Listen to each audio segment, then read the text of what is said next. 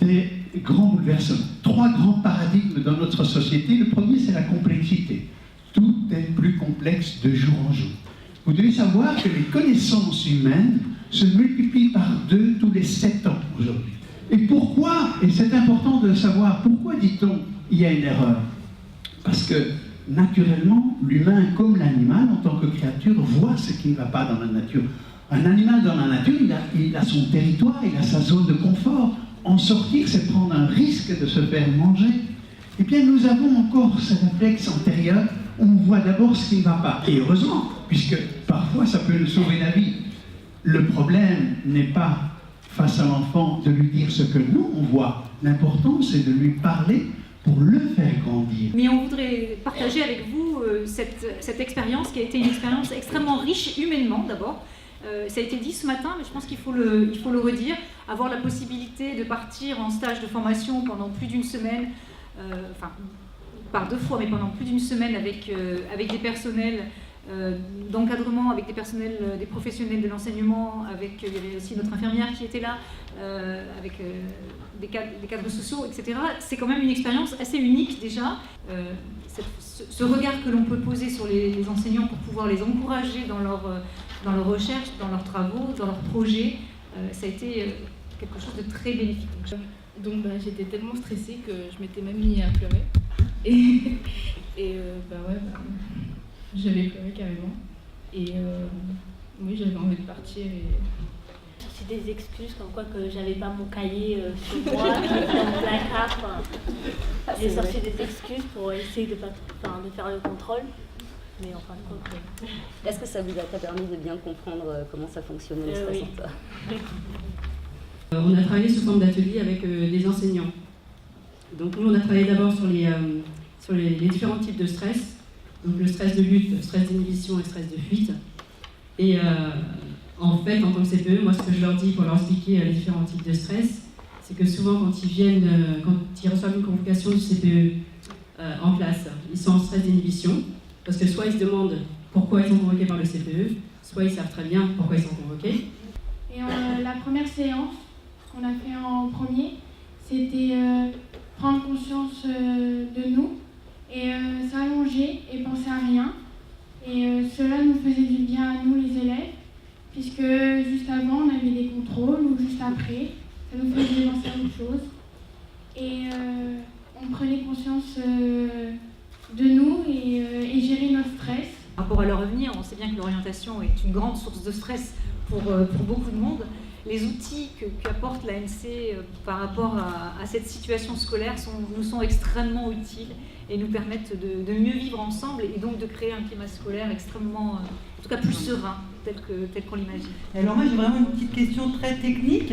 Comment est-ce que vous travaillez avec les élèves et les enseignants pour basculer d'un mode automatique au mode adaptatif?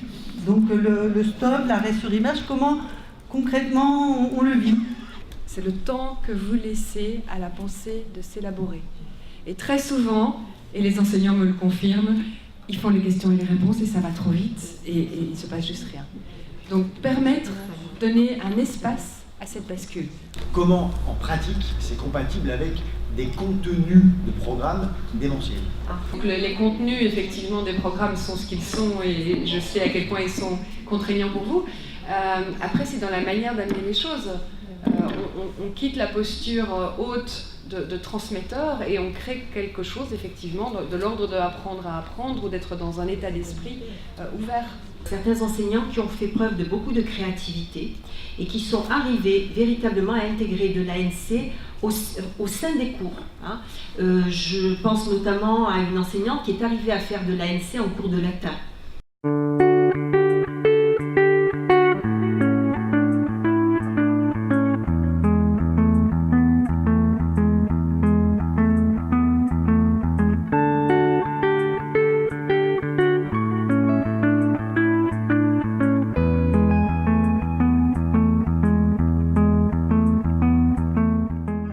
Cette journée est une réelle opportunité pour prendre le temps, pour activer vos leviers de motivation et de curiosité, afin que nous favorisions chacun, à notre mesure, l'école de la bienveillance, l'éducation de la bienveillance ainsi qu'un demain prometteur et harmonieux vers une culture du savoir-devenir, conjuguant savoir-être et savoir-vivre ensemble chez nos jeunes. À l'heure où les neurosciences prennent une place de plus importante dans notre réflexion. En effet, ce sont des nouvelles pistes qui nous sont proposées dans la lutte contre l'échec scolaire, notamment l'approche neurocognitive et comportementale. Ce sont ces nouvelles pistes que nos intervenants vont explorer aujourd'hui.